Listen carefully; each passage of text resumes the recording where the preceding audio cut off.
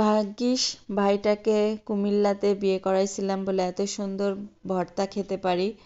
আসসালামু আলাইকুম, কেমন আছেন সবাই? আশা করছি ভালো আছেন। আমি আলহামদুলিল্লাহ।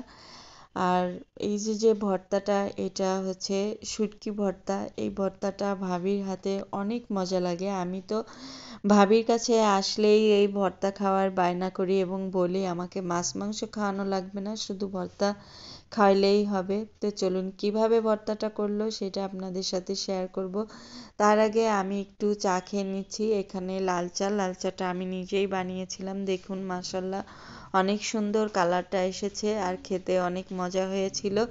তো এইখানে আগে থেকেই ভাবি হচ্ছে পেঁয়াজ এবং কাঁচামরিচ ভেজে নিয়েছিল। এটা হালকা তেলে ভেজে নেওয়া। তারপরে এখানে কিছু রসুনও ভেজে নিচ্ছিল। তো আমার চা খেয়ে আস্তে আস্তে ভাবির রান্নার প্রসেসিংটা শুরু হয়ে গিয়েছিল। তো এখানে ভাজা শেষ, তারপরে এই তো কিছু মাছ বের করলো, এটাই হচ্ছে ভর্তা করা হবে। আর এখানে এদিকে ভাতও হচ্ছে, গরম গরম ভাত।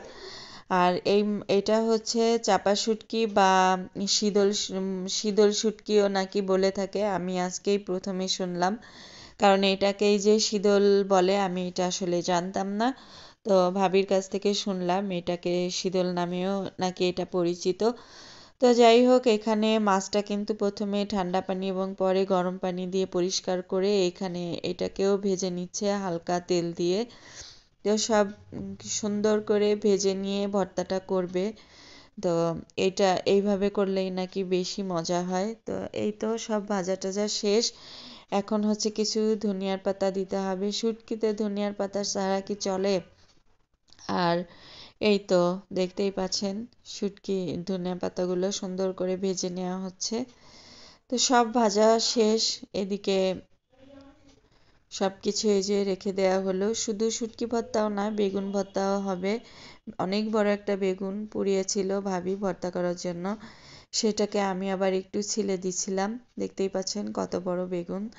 তো সব কিছুর প্রসেসিং শেষ। এই তো ভর্তাটাও বানানো শেষ। আর এই ভর্তাটা যে কি পরিমাণে মজা লাগে সেটা আমি আসলে বলে বোঝাতে পারবো না। আমার কাছে তো অসম্ভব ভালো লাগে।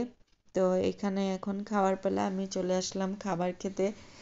যতক্ষণ না মানে খাবার খাচ্ছিলাম ততক্ষণ মনে হচ্ছিল যে জানের মধ্যে শান্তি পাচ্ছিলাম না, কখন খাবো এই শুটকির ভর্তা। আর এটা অসম্ভব মজা হয়েছিল। তো মানে আমি যখন ভয়েস দিচ্ছিলাম দেখে আমার তখনও খেতে ইচ্ছা করছিল।